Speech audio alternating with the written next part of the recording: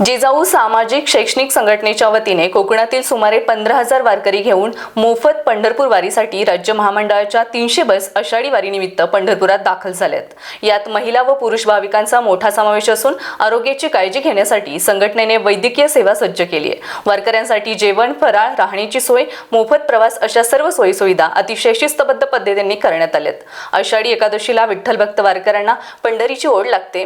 वादळ वारीची, पावसाच्या तुफानाची पर्वा न करता विठ्ठल दर्शनासाठी, पंढरीच्या वारीसाठी विठ्ठल भक्त धाव घेत असतात।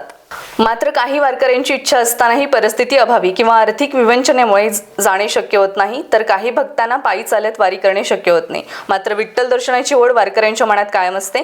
या सेवाभावी वृत्तीने जिजाऊ संघटनेचे संस्थापक, अध्यक्ष तथा शिवसेना उपनेते निलेश सांबरे यांनी मोफत पंढरपूर वारीची गेल्या 3 वर्षांपासून व्यवस्था केली आहे। मनात कुठल्याही प्रकारची अपेक्षा न बाळगता ते वारकऱ्यांसाठी लाखो रुपये खर्च करत असतात। पंढरपूर जवळील तांदूळवाडी या ठिकाणी सर्व वारकऱ्यांसाठी सुसज्ज अशी निस्वार्थ सेवा, कुठलाही राजकीय सामाजिक स्वार्थ मनात न बाळगता अर्पण केली जाते। जिजाऊचे तालुकाध्यक्ष तथा कोकण विभाग संपर्क प्रमुख दिनेश निमसे, नगरसेवक हरीश पष्टे व त्यांचे विभागीय पदाधिकारी सुदर्शन पाटील, नडगाव विभाग प्रमुख अजित दांडकर तसेच पंढरपूर तांदूळवाडी येथील जिजाऊ संघटनेचे शेकडो समर्थक यासाठी अहोरात्र परिश्रम घेत असतात।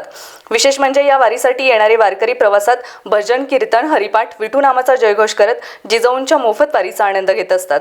जिजाऊ सामाजिक व शैक्षणिक संस्थेच्या या स्तुत्य उपक्रमाचे महाराष्ट्रातून कौतुक होत आहे। सर्व भाविकांच्या वतीने भक्तांना उदंड व निरोगी आयुष्य लाभो ही सर्व भाविकांची पांडुरंगाच्या प्रार्थना। Manohar Patole, star Maharashtra news, Thane.